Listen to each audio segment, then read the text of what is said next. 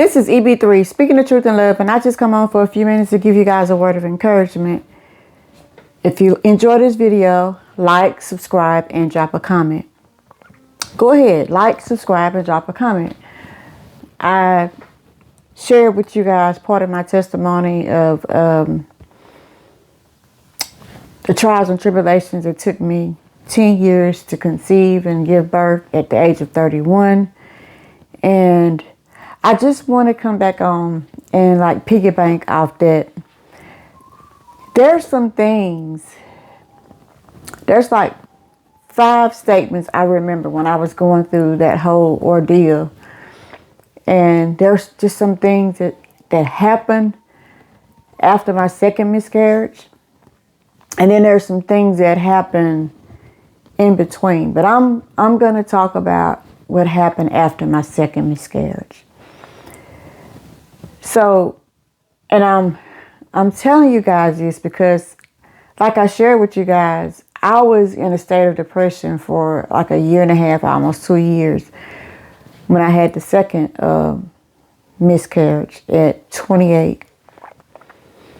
And a lot of people really didn't know, but there was a lot of things that people said that did not help the depression. Now, granted, they didn't know because I was a functioning, I was a functioning depressed person. Like, I wasn't depressed to the point where I would say clinically depressed or something like that. I wasn't depressed to the point where I wanted to unalive myself or anything like that, because I've always believed in God, and I've always believed that no matter what you go through, even when I wasn't living right, I just believed that no matter what you go through, there's got to be some kind of purpose for it. And in the end, you'll figure it out. You know, God will show you. And I wasn't, even when I wasn't living right, I just, maybe because of the way I grew up, I just always had that belief in God that some kind of way, whatever my situation is going to get better. So one of the things that was said to me, one of the things that was done to me that made me realize that even women that don't go through miscarriages don't always understand what they're saying. So I had this person in my life, was in management on my job. And I remember when I had the miscarriage, and it was like a Thursday, and the doctor took me off work, and I didn't go back to work till like the next Tuesday, because he wanted me to be off work, take it easy, make sure I didn't have any Well, so when I had the miscarriage and everything, they still have to go in and do what they call a D&C, which means they clean you out, make sure there's no placenta and all that stuff's in there, right? Everything that goes along with you carrying a baby, make sure, even when it's in the first trimester, they have to make sure all that's out. Because if they don't, then that's a whole different problem. It sets up what they call toxic syndrome in your body, and of course, toxic. You can become unalived, right? So they did that. They did the D&C. Told me to get some bed rest, before I get back out and do anything. Don't drive. I couldn't drive for a day or two. I don't know if that's the norm, but this is just what happened in my situation. So anyway, I get back to work, and I remember a particular person asked me, how was I doing? And I told him, I said, well, I'm doing okay, I believe, but I did lose the baby. And there was no, I'm sorry for your loss. I'll be praying for you. Everything gonna be okay. None of that. The only thing it was go back to work. And, I can kind of smile and laugh and thinking about it now, but at the time that just like crushed me. Like, don't get me wrong. I don't expect a whole lot of people to have a whole lot of sympathy for me because I just never had that. But when you go through a loss like that, you kind of want somebody to say everything's going to be okay. You know, if they're not a believer, you don't expect for them to say, I'll be praying for you. Although down here in the South, even some of the people that you would consider the biggest sinners will say, well, I'll be praying for you. Because down here in the South, that's what we do, right? So yeah, that did a number on me. The fact that this particular person, I think it depends on how close you are to a person or what your relationship to them, whether you respect their opinion or, all those different things come in play with how you feel when somebody says something like that. But basically there was no sympathy, no empathy, no nothing. You could just go back to work. And I was just like, okay. And that's what I did. I took it easy, but I went back to work. I would say if you are a manager or if you are a person that's in charge of people in any kind of form, you're in leadership or anything like that, I know, you might want to have a little distance, but if you've been like in a working relationship with this person for a long period of time, like it was in this case, then don't act like all you care about is just that person that has just lost a baby. All you care about is them going back to work. Because I'm going to say for me, like I kept working. I kept doing what I'm supposed to do because that's what I'm supposed to do. But like for a minute there, I wasn't giving like my 150% that I would give. Like I would go all the way out for this particular manager because number one, she was a woman. She was a woman and she was black. So, and I don't mean that in a racist way or anything like that, but for somebody that was in the age group that I was, and for somebody that was in like the age that I am right now, I respected her. And so I respected her, I respected her opinion, and I really did look for a little bit more. I didn't expect for her to like take it easy on me on the work as far as working, but I did expect for her to say, I'm sorry for your loss. That would have been enough for me, So I guess I'm saying all that to say because now I'm in management. I've been around women who's had some of the same situations that I've had, and I just take a different approach. And I want to admonish you all, if you're in management, to care more about, not just about the work, because you would get a whole lot more out of people if you have a little empathy and sympathy for the situations they're going through, especially when they've lost a baby and you know that they've been going through situations where they're trying and trying and trying. You may not understand it because you didn't go through that, but especially as a woman, try to have a little bit of sympathy for other women. So that was the one thing. Another thing that happened was, and this was kind of, it was a lady that I went to church with, but I also worked with her. And I remember she was pregnant at the same time. We were both pregnant at the same time. And when she found out about my miscarriage, and this was a saint. I think it bothered me more because she was a saint in what she said. She was like, it was like blaming. Like, don't blame the woman for losing the baby, because that's the way I took it. Because that's what she said was, and I quote, if you hadn't been out there on that job doing what you was doing,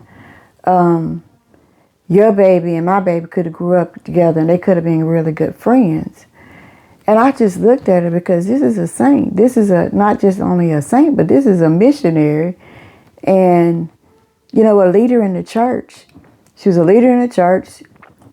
Very, very smart, articulate woman, educated, military. I mean, she had the credentials, and she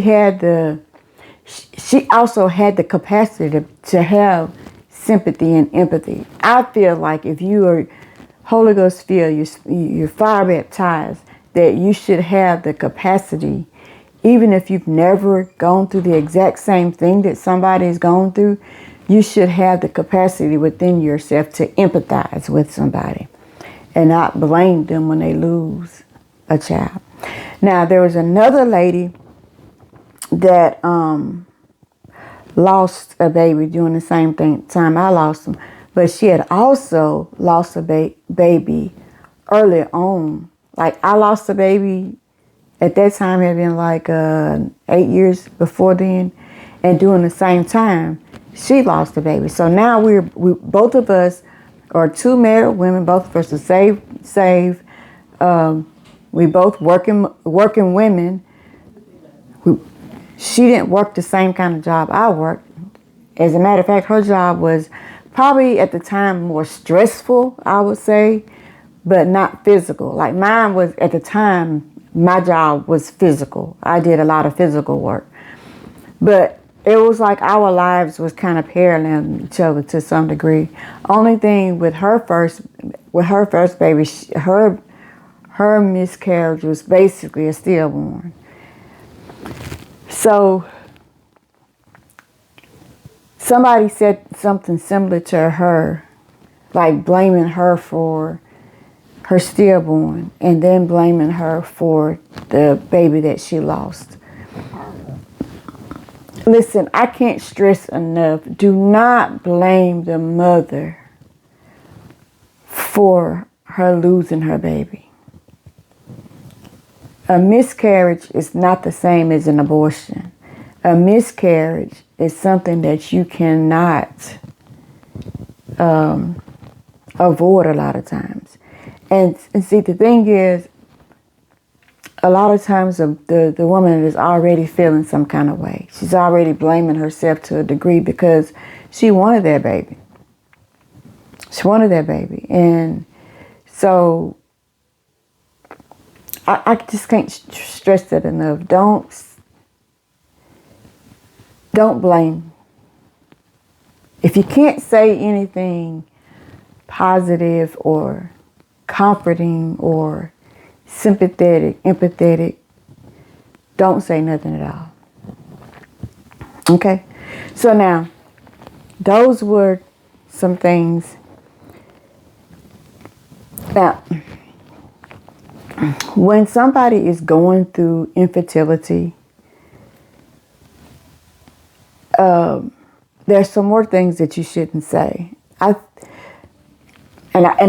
heard it. When you go through something for 10 years or more, then you're gonna hear a whole lot of things. I had a relative that said, and she didn't know. Again, I kept a lot of things that happened, like when I was married and when I was with my spouse.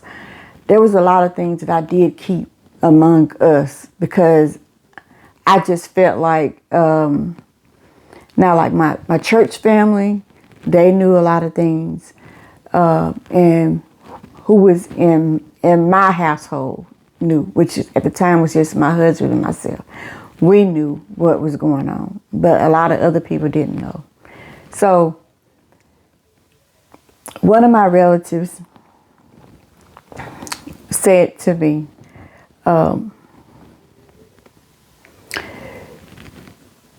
it must be something really wrong with you because by now, I know he would have been put 4 or 5 babies. I'm paraphrasing because I don't want to say his name. Well, my husband's name.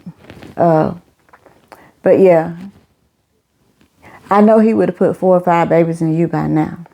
And so I just looked at her because I'm just like, even if I hadn't lost the baby, the thing is, I want children.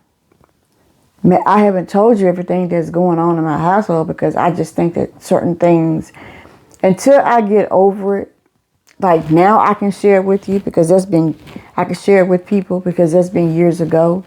But when I'm going through something and I'm praying about something and I'm standing before the Lord, then I'm most likely I only got a few core people that I'm going to talk about it with, because I accept people for who they are.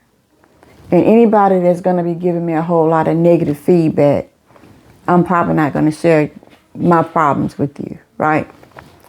So yeah, that's a relative said that to me. Another relative, and I think this other one, I don't think they meant it maliciously or anything like that. I think they meant it out of concern, out of kindness. Oh, but before I get to that one, let me go back to what that same relative said. She also said, you can do a whole lot of things. Go get your education, got a good paying job, got a husband, but can't have no children, huh? Now that hurt my feelings. That hurt my feelings. I'm not gonna lie to y'all. That hurt my feelings because of who it was. But going back to the other thing. So, another relative offered to have a baby for me. And I'm just like, really? Now, there's nothing wrong with that per se. If a woman come to you and ask you those questions, if her and her spouse is, considering in vitro or considering having a surrogate, in today's modern world, that happens, right? So I'm not putting that down or whatever. But what I'm saying is, I never asked for that. And you shouldn't assume that that's what I want.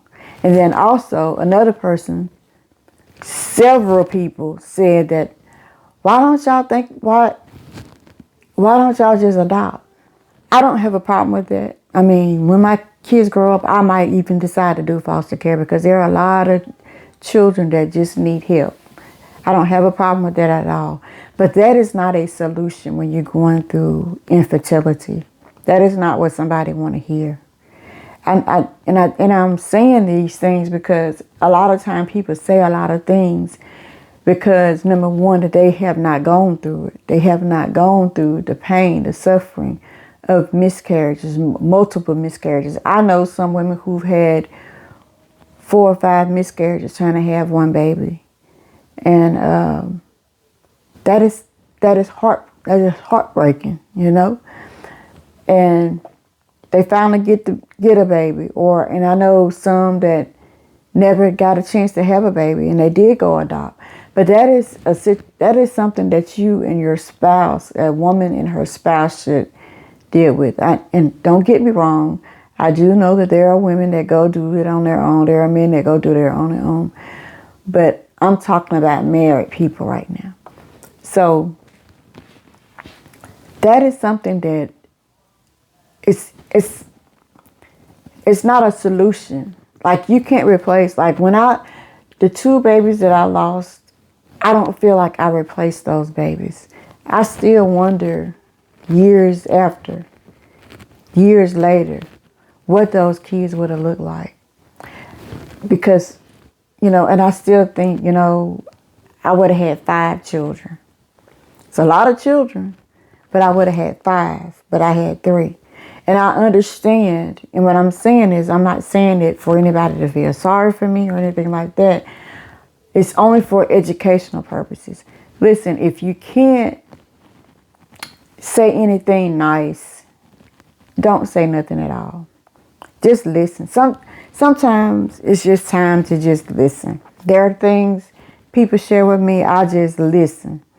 And I think a lot of people don't understand how much power, how much comfort, how much a person can feel more safe and more trusting in you if you would just sit there and listen. And sometimes you just sit there in the moment. Nobody's saying nothing. You just sit there. The person who's going through the situation is quiet, and you be quiet. And maybe you hold their hand. Maybe you pat them on the shoulder. Maybe you let them put their face or their head on your shoulder. But you just listen. But don't just blurt out all these different things without thinking about the consequences of it. Because nobody knows how somebody else is taking a situation. We don't know how, not only how they're taking a situation, but we don't know what it's going to take to make them have peace with the loss, peace with the longevity of the trial, the tribulation that they're going through. Sometimes you don't have to give people any kind of solution. To be a friend, to be a co-worker, to be a fellow sister in Christ, just listen and pray. And don't say things that are not beneficial. Listen, there are so many hurting people, so many hurting women who've lost babies, who really desperately want to be mothers. Don't say anything that put those women over the edge.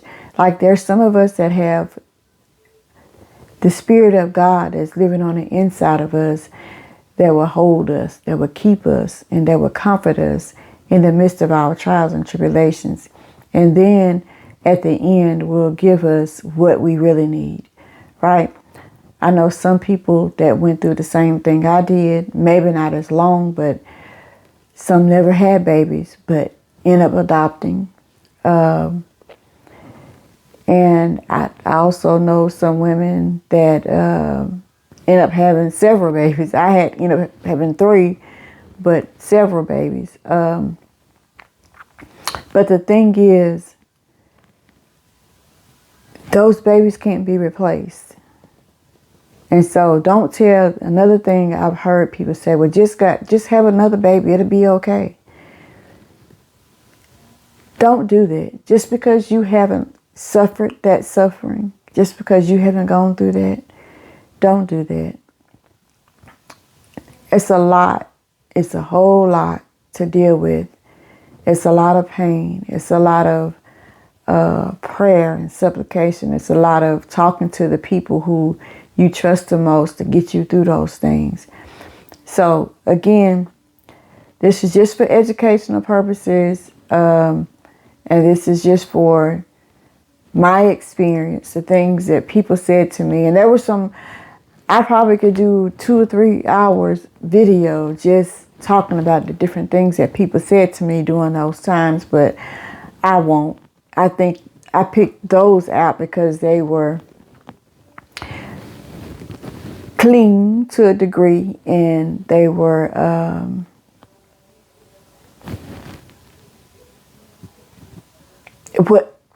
there are things that I've heard other women say that folks have said to them. So anyway, this has been EB3 Speaking the Truth in Love. Like, subscribe, and drop a comment. Tell me about your experiences in the comment section, or and we could talk about it further. Or if there's any other subject that you guys would like for me to talk about, drop that in the comment as well. Anyway, be blessed, be a blessing.